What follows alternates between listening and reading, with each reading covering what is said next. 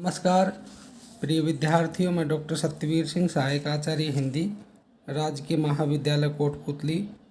प्रिय विद्यार्थियों, BA part द्वितीय हिंदी साहित्य प्रथम प्रश्न पत्र के अंतर्गत हम कविदेव की पद व्याख्या का विस्तृत विवेचन कर रहे थे और उस श्रृंखला में अब भाग 5 में आपका स्वागत है। विद्यार्थियों, भाग 5 के अंतर्गत जिस पद्य का चयन किया गया है उसका मूल पाठ सबसे पहले आपके सामने प्रस्तुत है, तत्पश्चात उसकी विशद व्याख्या रखी जाएगी। मूल पाठ इस तरह से है। ऐसो जो हो जान तो कीजे ही तू बिसेखे के संग, एरे मन मेरे हाथ पैर तेरे तोड़ तो, आज लो हो कत नर नाहन की नाही सुनी, नेह सो निहारी हारी बदन निहार तो, चलन न देतो देव चंचल अचल करी, चाबुक चितवानिन मारी मोह मोर तो, भारी प्रेम पाथर नगारो दे गरे सो बांधी, राधा बर विरुद्ध के बारिद में बोर तो।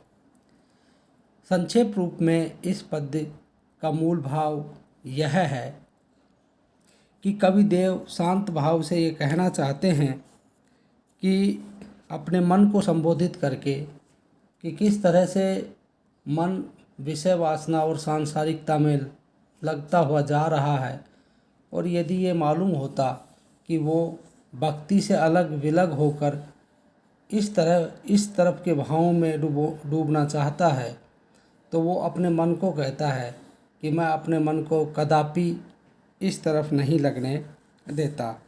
यानी ईश्वर प्रेम को कवि यहाँ पर सर्वोपरि ठहराता है और वो कहता है कि जो सांसारिकता और विषय वासनाओं से जो आसक्त अपना मन है उससे, कि मैं अगर मुझे ये ज्ञात होता कि इस तरफ जाने से इस तरह के नतीजे मिलते हैं तो मैं कदापि ये रास्ता तय नहीं करता। और वो कहते ऐसो तो हो जानते ही कि जही तू बिखे के संग, बिखे मतलब है इंद्रियां, विषय वासनाएं, एरे मन तेरे में हाथ पाँव तोड़ तो। वो अपने मन को कहता है कि यदि ऐसा है तो मैं आपके हाथ पैर तोड़ देता। अब मन के कोई हाथ पैर थोड़ी होते हैं, लेकिन सामान्यतः ये एक अपने विकार ही है कि हम सबसे पहले किसी भी व्यक्ति से जब बात करते हैं, संबोधन करते हैं, वो विरोध प्रकट करते हैं, तो यही कहते हैं कि मैं तेरा हाथ पैर तोड़ दूंगा। तो उसी भाव को लेकर यहाँ पर कविदेव भी एक इंसान है, ऐसा तो है नहीं कि देवतुल्य हैं, वो कवि अवश्य हैं, परंतु जो इंसान और मानवीय जो गुण और अवगुण जिस व्यक्ति में होते हैं वो सामान्यतः एक व्यक्ति होने के नाते और मानव होने के नाते देव में भी हैं।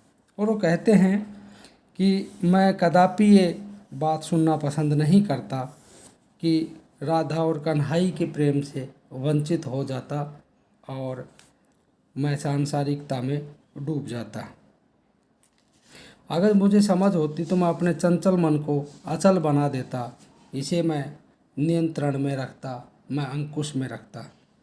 मैं चेतावनी रूपी कोड़े मार मार कर इसका मुंह विषयों की ओर से मोड़ देता, मतलब दूसरी तरफ कर देता। मैं बहुत अधिक प्रेम का पत्थर इसके गले में बांध कर इसे डंके की चोट पर घोषणा करके राधा के यश रूपी समुद्र में डुबो देता। इस तरह से कवि यहाँ पर ये कहना चाहते हैं कि किस तरह से जो विषय वासनाएं हैं, सांसारिकता है, माया मोह है, और कवि जो है भक्ति की तरफ जाना चाहते हैं और ये जो भाव है उसे भक्ति की तरफ जाने से रोकते हैं, तो उधर कवि नहीं जाना चाहते हैं और वो बार बार यही कहते हैं कि मैं पत्थर बांध के इसको समुद्र में डुबो देता, लेकिन मैं कदापि उस तरफ नहीं जाता अगर मुझे पहले मालूम होता तो।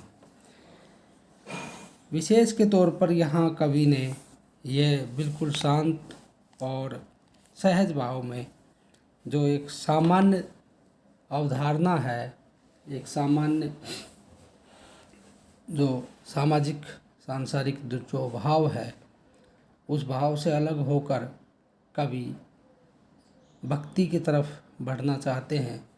और यही उन्हें मालूम है कि जो भक्ति का रास्ता होता है वो किस तरह का होता है, और भक्ति के रास्ते पर चलकर हर कोई कवि या जो भी मनुष्य है वो एक तरह से मोक्ष या मुक्ति की तरफ बढ़ने की कोशिश करते हैं। यहाँ पर राधा और कृष्ण भक्ति का परिचय कवि दे रहे हैं। शांत रस भी है, और शांत रस के साथ साथ भक्ति का भी आवरण देखा जा सकता है।